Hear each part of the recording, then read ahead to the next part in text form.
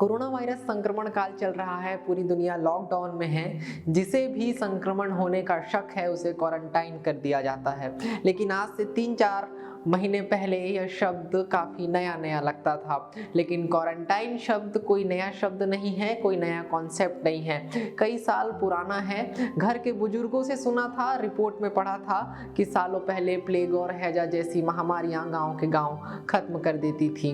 प्रेमचंद ने भी लिखा है कि गर्मी का महीना आता है और अपने साथ आम तरबूज के साथ साथ हैजा जैसे खतरनाक बीमारी भी लाता है। ये किस्सा उसी दौर का है जब राष्ट्रपिता महात्मा गांधी को क्वारंटाइन किया गया था। नमस्ते, मेरा नाम आदित्य है, द रूरल प्रेस.in देख रहे हैं आप। ये तब की बात है जब गांधी दक्षिण अफ्रीका में रहते थे। डरबन के पूर्वी तट पर ब्रिटेन का एक उपनिवेश था, नताल कॉलोनी। ये इलाका अब क्वांजुल नताल प्रांत कहलाता है। उस दौर में भारत से गिरमिटिया मजदूर ब्रिटेन के अलग अलग उपनिवेश में काम करने के लिए ले जाए जाते थे। यहाँ उनके साथ जाति होती थी, शारीरिक शोषण होता था। इन मजदूरों की हालत से गांधी खासा परेशान रहते थे।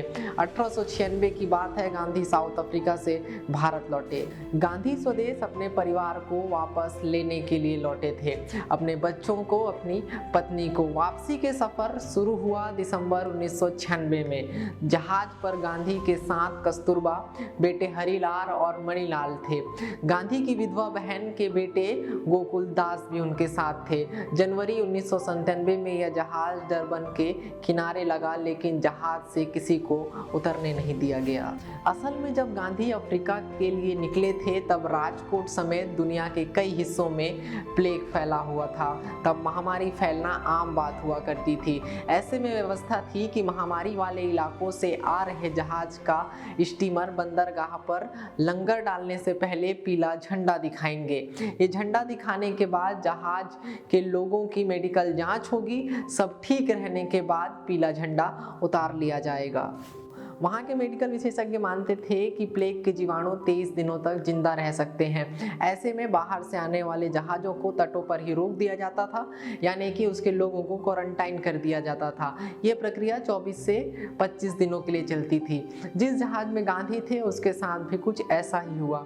13 जनवरी 1897 को जहाज से लोगों को निकाला गया। MK गांधी ORG पर छपे एक डॉक्यूमेंट में भी इस वक्त का इस किस्से का जिक्र है। इसके मुताबिक गांधी जब जहाज से उतरे तो गोरों ने उनके साथ बुरा व्यवहार किया।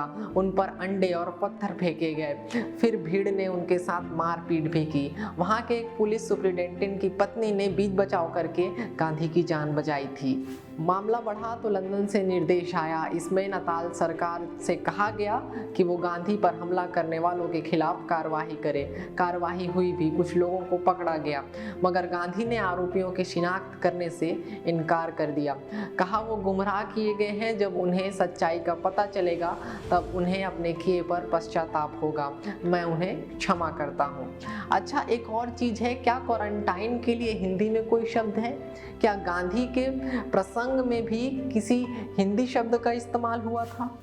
अभी तो हिंदी में भी क्वारंटाइन शब्द ही लिखा जा रहा है, लेकिन गांधी ने इसके लिए सूतक शब्द का इस्तेमाल किया था। ये सूतक भारतीय परंपरा का एक हिस्सा है। पहले क्या होता था कि बच्चे को जन्म देने के बाद माँ करीब 5 हफ्ते के लिए अलग थलग कर दी जाती थी। उनके कमरे में बहुत कम लोग आते जाते थे। वो जो जाते भी थे एहतियातन कई चीज़ें बरतते थे। ऐसे में जब किसी की मौत हो जाती है तो सनातन परंपरा में मुखाग्नि देने के बाद 10 दिनों तक अलग थलग रहना पड़ता है। इसे सूतक कहा जाता है। कई लोग इसे अंधविश्वास मानते हैं तो कई लोग इसके पीछे वैज्ञानिक कारण भी बताते हैं। तो ये था इतिहास का वो पन्ना जिसमें महात्मा गांधी को क्वारंटाइन करने का किस्सा लिखा हुआ था।